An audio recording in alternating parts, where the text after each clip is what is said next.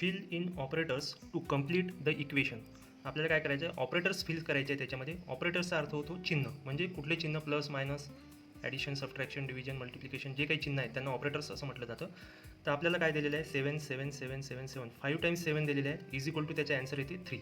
ठीक आहे. तर याच्यामध्ये असे कुठले चिन्ह भरले म्हणजे कुठले ऑपरेटर्स भरले म्हटलं म्हणजे त्याचा ॲन्सर 3 येईल. बघा अशा क्वेश्चन्सचा कसा विचार करायचा, याच्यावर थिंक कसं करायचं. तर अशा सिच्युएशनमध्ये काय करायचं आहे, जे फायनल ॲन्सर जे राहते ना आपल्याला ॲन्सर याला डिवाईड करून घेऊ आपण. याला काय करू, 2 पार्टमध्ये डिवाईड करू. 3 म्हटलं म्हणजे किती येते 1 आणि 2. 3चा अर्थ काय होतो 1 आणि 2. या दोघांची ॲडिशन म्हटलं म्हणजे 3. याचं काय केलं, थोडक्यात मी स्प्लिट केले, याला तुकडे पाडले त्याचे. तर आता 1 आणि 2 याला 2 भागामध्ये विभागलं, तर याला काय करतो मी, याला 2 भागामध्ये विभाजन करतो यांचं.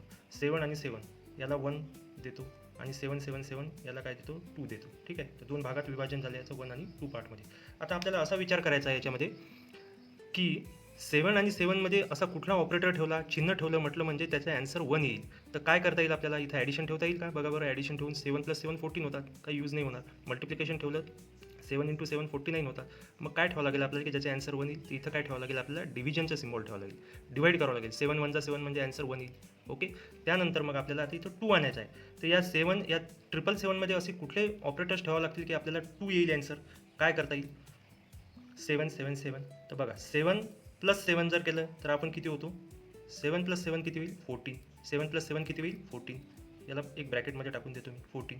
आणि 14ला डिवाईड केलं 7ने तर 7 1 7 7 2 14 येतील, म्हणजे ॲन्सर 2 येऊ शकते इथं.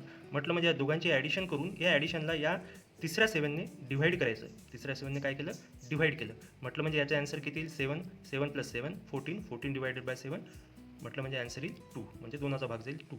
आता राहिलं याचं सॉल्व झालं, याचं सॉल्व झालं. 1 आणि 2 ते ॲन्सर भेटलं आपल्याला, परंतु आपल्याला फायनल ॲन्सर किती काढायचं आहे, 3 काढायचं आहे. तर आता याच्यामध्ये असा कुठला सिम्बॉल ठेवावा लागेल या 2 पार्टमध्ये की आपल्याला याचा ॲन्सर 3 येईल. तर यांची काय करावं लागेल आपल्याला, 1 याचा ॲन्सर 1, याचा ॲन्सर 2. 2 आणि 1 म्हटलं म्हणजे प्लस करावं लागेल. त्या दोघांच्यामध्ये प्लस सिम्बॉल ठेवलं म्हटलं म्हणजे याचा ॲन्सर येईल 1, याचा ॲन्सर येईल 2. 1 + 2 = 3. फायनल ॲन्सर आपल्याला 3 भेटलेला आहे.